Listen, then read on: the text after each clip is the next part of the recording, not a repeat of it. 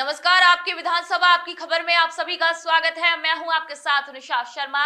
खबरों की ओर रुख करेंगे, लेकिन उससे पहले एक नजर इस वक्त की हेडलाइंस पर। राज्यपाल श्री हरिभाऊ बागड़े ने कोटा के कृषि विश्वविद्यालय के 8वें दीक्षांत समारोह में की शिरकत, छात्रों को किया संबोधित। जमरामगढ़ के कानड़ियावाला गांव में कृषि महाविद्यालय के भवन का निर्माण हुआ शुरू। अब कृषि की पढ़ाई करने युवाओं को नहीं जाना पड़ेगा दूर। नेशनल हाईवे पर अब सफर होगा सस्ता और आसान। 3,000 रुपए में बनेगा सालाना फास्ट टैग पास।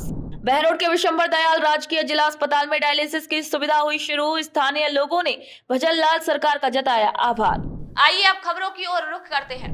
राज्यपाल श्री हरिभाऊ बागड़े ने कोटा के नयापुर स्थित सियाम ऑडिटोरियम में आयोजित कृषि विश्वविद्यालय के 8वें दीक्षांत समारोह में हिस्सा लिया और छात्रों को संबोधित किया। राज्यपाल ने कहा कि नई शिक्षा नीति 2020 स्कूलों और कॉलेजों में लागू हो गई है। इसका उद्देश्य है कि छात्रों की बौद्धिक और शारीरिक क्षमता बढ़े। इसी के लिए अच्छी और समर्पित शिक्षा जरूरी है।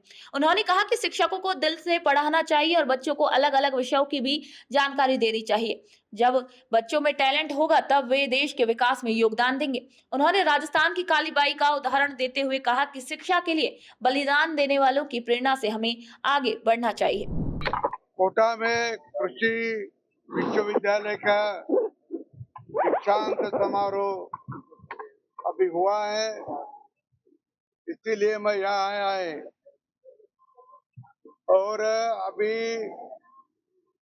केंद्र सरकार ने जो नई शिक्षा नीति बनाई है 2020 की, वो शिक्षा नीति अभी सभी स्कूल में, कॉलेजों में और विश्वविद्यालय में शुरू की है।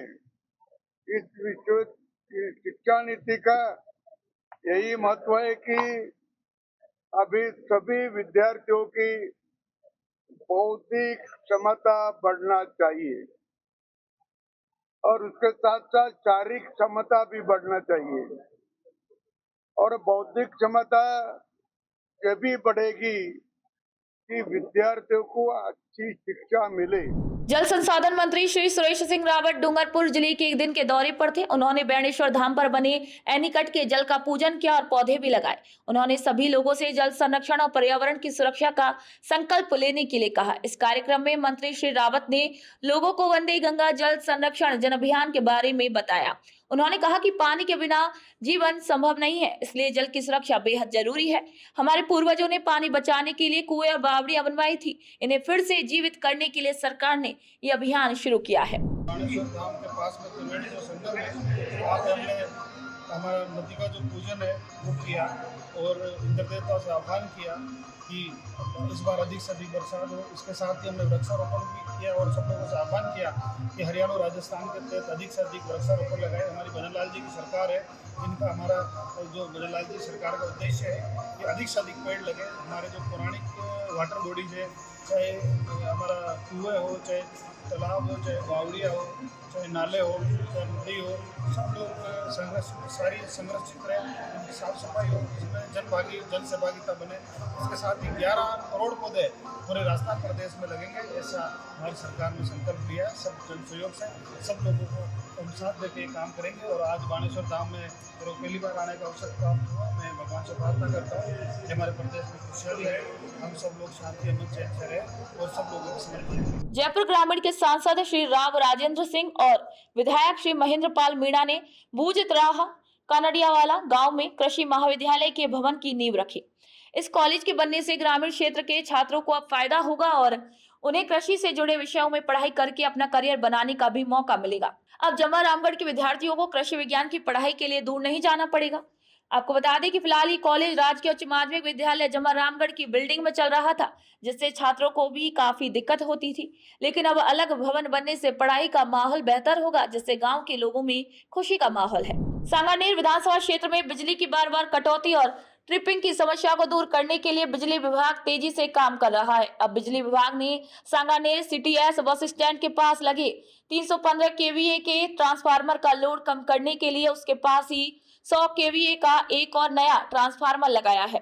इससे व्यासों का मोहल्ला, बगरेटो का मोहल्ला, कसीदा गली, रेगरों का छोटा मोहल्ला और नगर निगम रोड जैसे इलाकों में रहने वाले हजारों लोगों को राहत मिलेगी। हमने CTS bus stand Ganesh colony, Ambedkar colony, Subhash colony, इनमें नए ट्रांसफार्मर लगा के जो ट्रांसफार्मर ओवरलोड हो रहे थे, लोड ज़्यादा था, उनका लोड हमने डिवाइड किया है, जिससे जनता को राहत मिली है, ट्रिपिंग में कमी है। बढ़ती हुई गर्मी में तो लोगों को बिजली की समस्या उत्पन्न हो रही थी, लाइट बार बार ट्रिपिंग हो रही थी।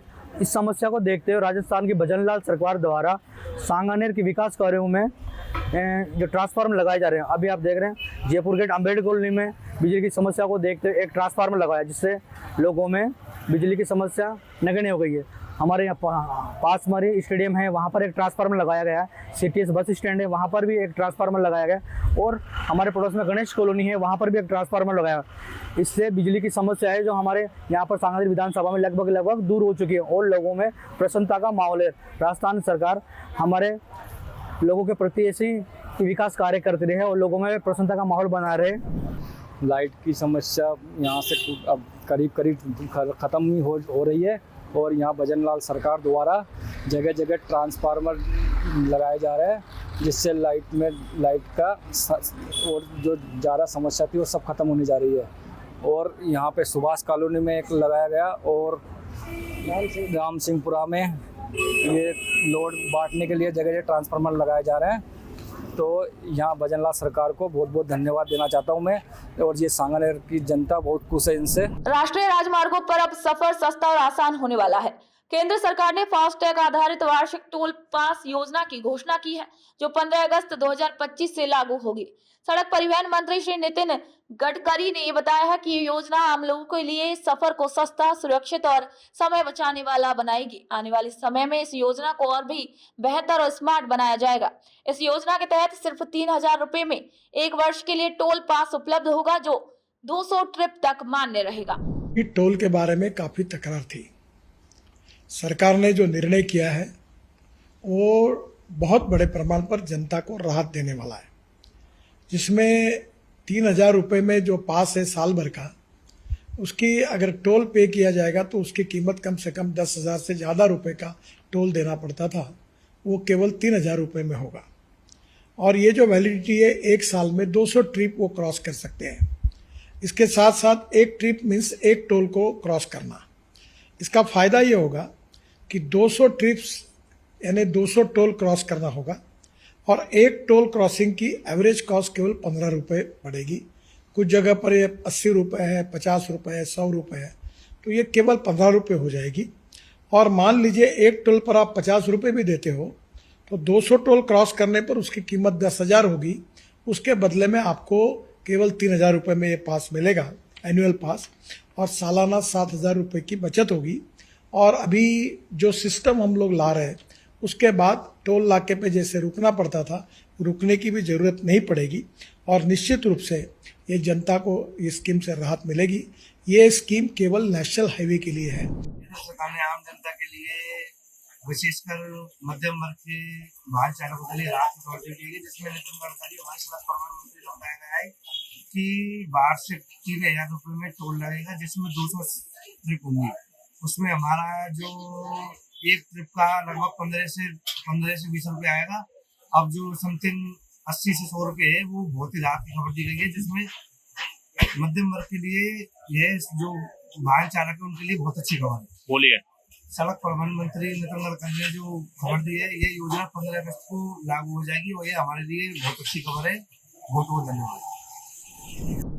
भारत सरकार ने मध्यम वर्ग के लिए बहुत ही अच्छी योजना का शुभारंभ किया है, जो कि वो योजना 15 अगस्त 2025 से चालू होने वाली है, जिसमें आम जनता के लिए नेशनल हाईवे, राष्ट्रीय राजमार्ग पर यह सुविधा मिलेगी, जिसमें 200 टोल यानी 200 यात्रा करने पर या 200 टोल के लिए 3,000 रुपये में सस्ती सुलभ यात्रा रहेगी, जिससे आम जनता में बहुत खुशी का माहौल है।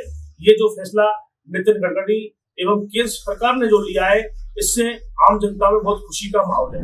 अलवर की जिला कलेक्टर आर्तिका शुक्ला ने वीडियो कॉन्फ्रेंसिंग के जरिए सभी उपखंड अधिकारियों को निर्देश दिए हैं कि जनता की शिकायतों का जल्द से जल्द समाधान करें।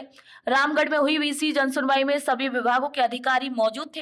तहसीलदार श्री अंकित गुप्ता ने बताया कि राज्य सरकार के आदेश के मुताबिक हर गुरुवार को 3 स्तरों पर जनसुनवाई की जाती है। अगर रामगढ़ की कोई शिकायत जिला स्तर पर आती है तो उसका समाधान भी वहीं पर कर लिया जाता है। जनसुनवाई का मकसद यही है कि ग्रामीणों की समस्याएं समय पर सुनी जाएं और तुरंत उसका हल किया जाए। भरतपुर में मडरपुर रोड पर सड़क को चौड़ा करने का काम शुरू किया गया। इस काम के लिए रास्ते के अवैध कब्जे को हटाया गया। भरतपुर विकास प्राधिकरण की टीम ने आयुक्त श्री प्रतीक जुईकर के निर्देश पर जेसीबी मशीनों से कार्रवाई की। कुछ लोग टीम को देखकर खुद ही अपना अतिक्रमण हटाने लगे, वहीं कुछ लोगों को समझा बुझाकर टीम ने वहां से हटाया। यहाँ पे जो MHJ से मडरपुर रोड का जो कार्य चल रहा है, तो मास्टर प्लान के तहत जो 80 फुट रोड और जो 100 फीट रोड है, उसके तहत सभी को नियमानुसार नोटिस दिए गए थे। 2 बार नोटिस दिए गए थे। तत्पश्चात लगभग 50 से 60% लोगों ने खुद से ही अपने जो कंपाउंड वॉल के आगे बढ़ते हुए जो अतिक्रमण किए थे हटा दिए थे। जिन लोगों ने आज तक हटाए नहीं थे, उनके आज हटाने की कार्रवाई की जा रही है, क्योंकि अभी बारिश का सीजन है, रोड का काम अभी तेज गति से होना है यहाँ पे, इसलिए अतिक्रमण हटाना जरूरी था। आप देख सकते हो एक साइड का रोड का काम आधा हो चुका है, दूसरी साइड का अतिक्रमण हटाने के पश्चात ये रोड का काम तेज गति से बीजेपी द्वारा। बहरोड के विशंबर दयाल राजकीय जिला अस्पताल में अब डायलिसिस की सुविधा शुरू हो गई है। एक मरीज अस्पताल में डायलिसिस करवाने पहुंचा। उसने खुशी जाहिर करते हुए कहा कि वह पिछले 7 साल से डायलिसिस करवा रहा है और अब तक बहुत पैसे खर्च हो गए, लेकिन अब सरकारी अस्पताल में यह सुविधा निःशुल्क मिलने लगी है, जिससे उसको काफी राहत मिली है। अस्पताल प्रभारी डॉक्टर सुरेश यादव ने बताया है कि आज पहला मरीज डायलिसिस के लिए आया और उसे पूरी सुविधा दी गई।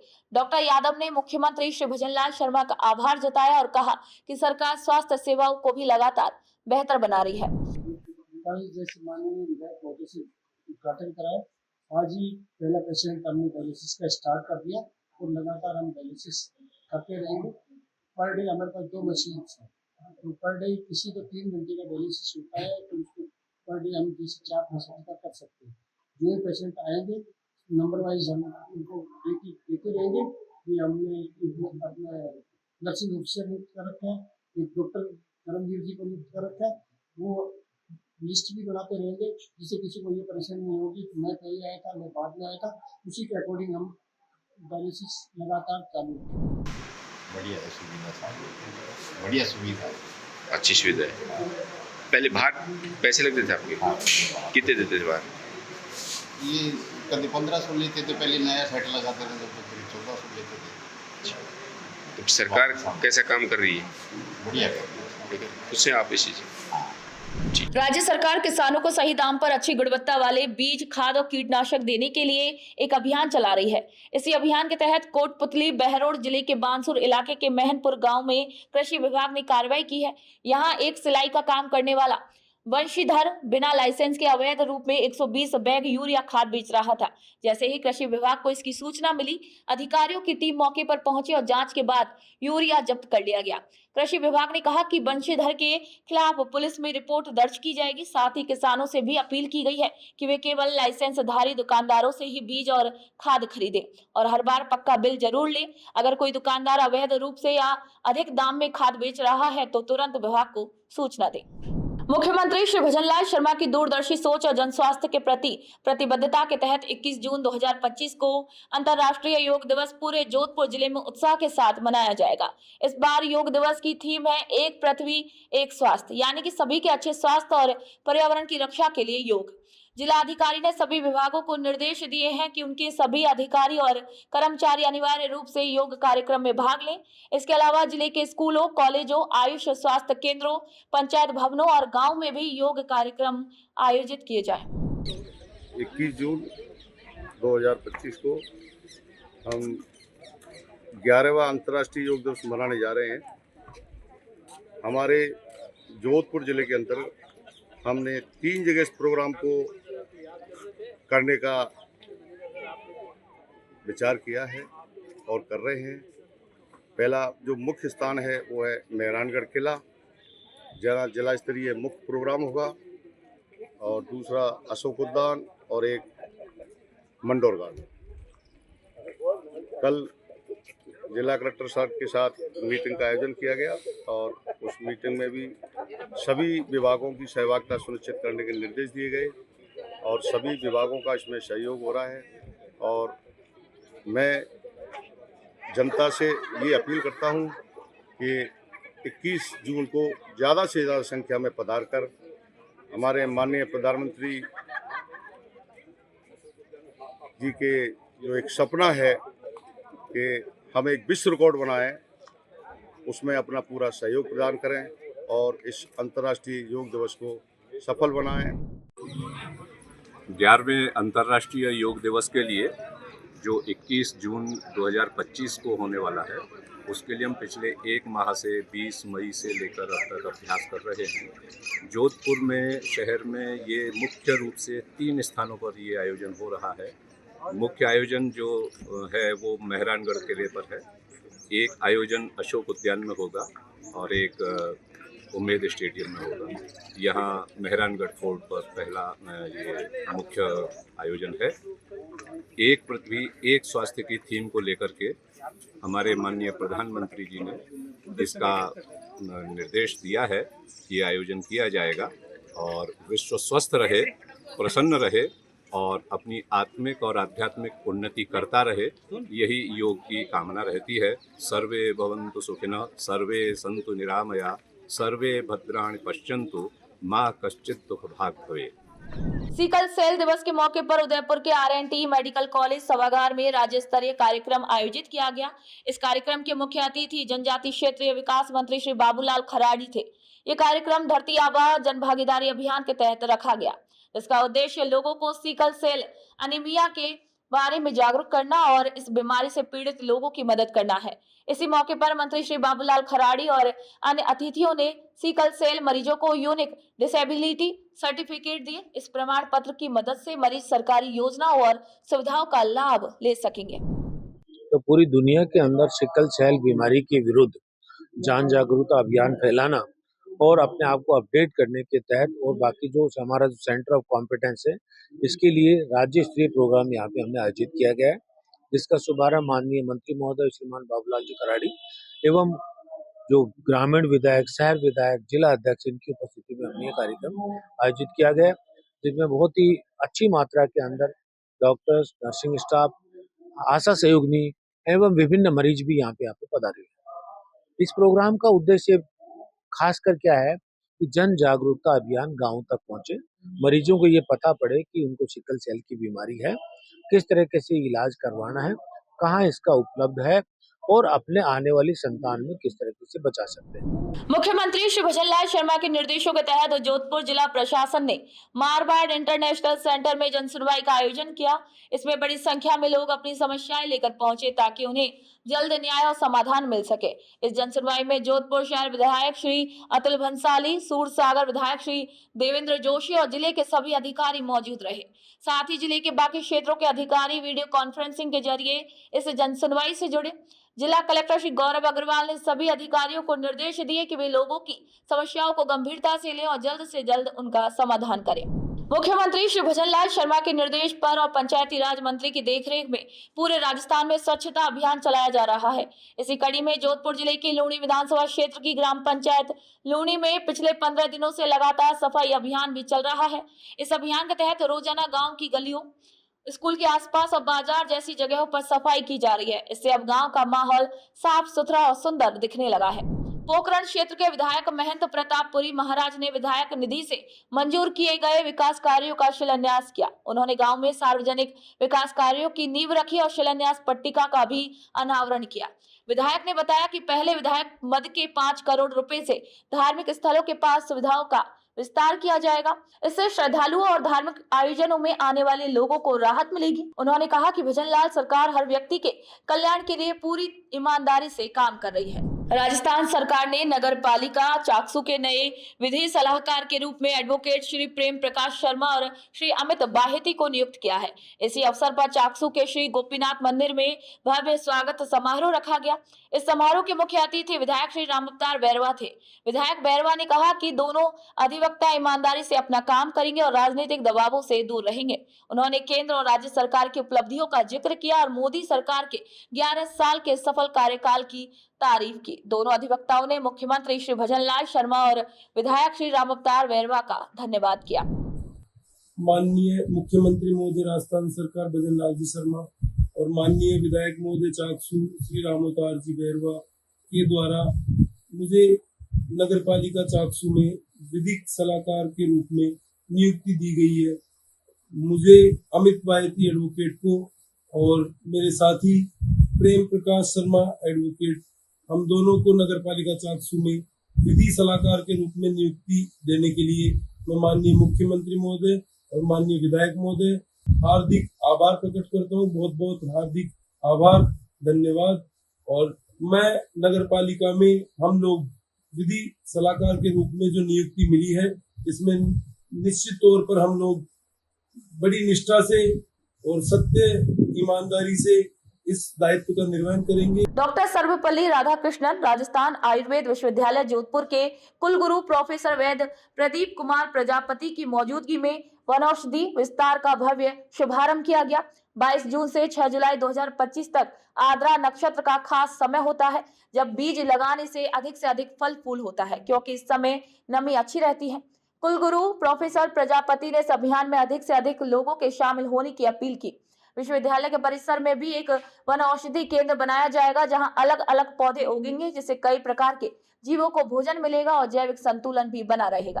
मुख्यमंत्री श्री भजनलाल शर्मा के नेतृत्व में भ्रष्टाचार और अपराध के खिलाफ सख्त कदम उठाए जा रहे हैं। इसी के तहत जयपुर ग्रामीण जिले के अमरसर थाना इलाके में नकली नोटों का बड़ा गिरोह पकड़ा गया है। एसओजी और अमरसर थाना पुलिस की मदद से करीब 4,03,000 रुपए के नकली नोट भी जब्त किए गए हैं। एक आरोपी को गिरफ्तार किया गया है। वहीं पुलिस अधीक्षक श्री आनंद शर्मा ने बताया कि उन्हें सूचना मिली थी कि अमरसर में कोई व्यक्ति नकली नोट बेच रहा है। ये कार्रवाई पिछले दिनों अमरसर क्षेत्र में नकली नोट पकड़े जाने की घटनाओं के बाद और भी मजबूत हुई है। एसओजी टीम के द्वारा हमें सूचना प्राप्त हुई कि थाना अमरसर इलाके में एक स्थान पर एक व्यक्ति के पास नकली नोटों का कंसाइनमेंट है। इस पर थानाधिकारी अमरसर व जो विजय सिंह सीआई के नेतृत्व में एसओजी की टीम थी, उसने वहां पर दबिश दी और उस दबिश में करीब 4 लाख के जो वैल्यू के नकली नोट मिले, 500 के नोट है। उन नोटों के साथ रघुवेंद्र सिंह और भीम सिंह निवासी अमरसर को गिरफ्तार किया गया है। उन नोटों को और जो वाहन थे उनको जब्त किया गया है और आगे इसमें अनुसंधान किया जा रहा है कि ये नोट ये कहां से लाए, क्या इनका सोर्स था और किस प्रकार ये इनको यूज लेते हैं। वंदे गंगा जल संरक्षण जन अभियान के तहत करौली कलेक्ट्रेट सभागार में एक मीडिया राउंड टेबल कार्यशाला हुई। इस कार्यक्रम में प्रशासन ने जल संरक्षण और जल संग्रहण से जुड़े कामों की जानकारी दी। इसमें जिला कलेक्टर श्री नीलाभ सक्सेना, जिला परिषद के सीईओ श्री शिवचरण मीणा और अन्य अधिकारी और मीडिया के लोग मौजूद रहे। जिला परिषद के सीईओ श्री शिवचरण मीणा ने बताया कि इस अभियान की सफलता लोगों के सहयोग पर निर्भर है। अभियान के दौरान पुराने जल स्रोतों की मरम्मत की गई और नए जल संरक्षण के तरीकों पर भी काम किया जा रहा है। तो आपकी विधानसभा आपकी खबर में आज के लिए इतना ही। फिर आप सभी से मुलाकात होगी नई खबर नई जानकारी के साथ। तब तक के लिए मुझे दीजिए इजाजत। नमस्कार।